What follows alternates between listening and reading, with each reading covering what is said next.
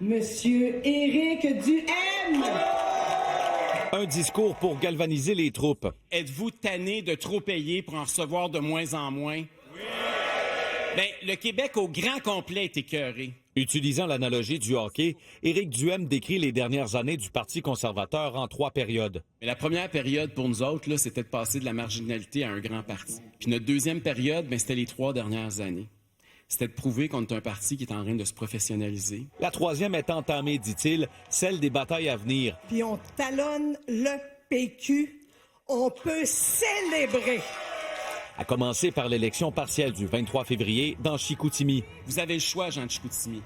C'est Paul Saint-Pierre Plamondon et son obsession référendaire, ou bien non, c'est le Parti conservateur du Québec avec les vraies préoccupations sur le terrain. Puis il en rajoute sur Paul Saint-Pierre Plamondon. Ce dernier a récemment avoué que le Parti québécois se comporte comme un gouvernement en attente. Un manque d'humilité, selon Éric Duhaime. Vous trouvez pas que c'est un peu arrogant? Monsieur Plamondon, là, c'est le gars qui est en train d'organiser le défilé de la Coupe Stanley sur la rue Sainte-Catherine à Montréal, puis il a même pas le club pour faire les séries. Le chef ironise, estime que ses adversaires adoptent des idées conservatrices. Le PCQ se décrit comme la seule formation politique capable de réformer le modèle de l'État, une droite assumée et entière. Il écorche au passage les candidats à la chefferie de la CAQ. 2 candidats qui, au cours des derniers jours, là, se sont transformés en nouveaux apôtres du centre-droit.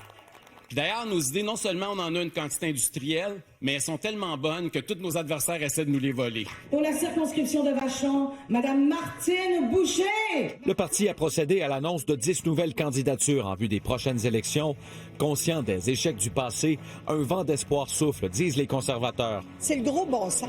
Les gens, c'est ce qu'ils veulent. Il y a de plus en plus de personnes qui vont se considérer à droite parce qu'ils ont pris le temps peut-être d'entendre un peu plus nos idées. Écoutez, on nous parle de référendum, des plaines d'Abraham.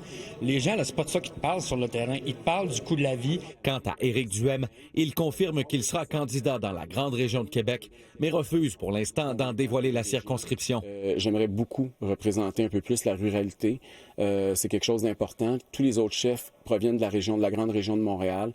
Je pense que ce serait important que le Québec des régions se fasse entendre et soit représenté à l'Assemblée nationale. Hormis la joute politique, les thèmes de la justice, du logement et de l'autonomie du Québec ont notamment retenu l'attention en cette dernière journée de congrès.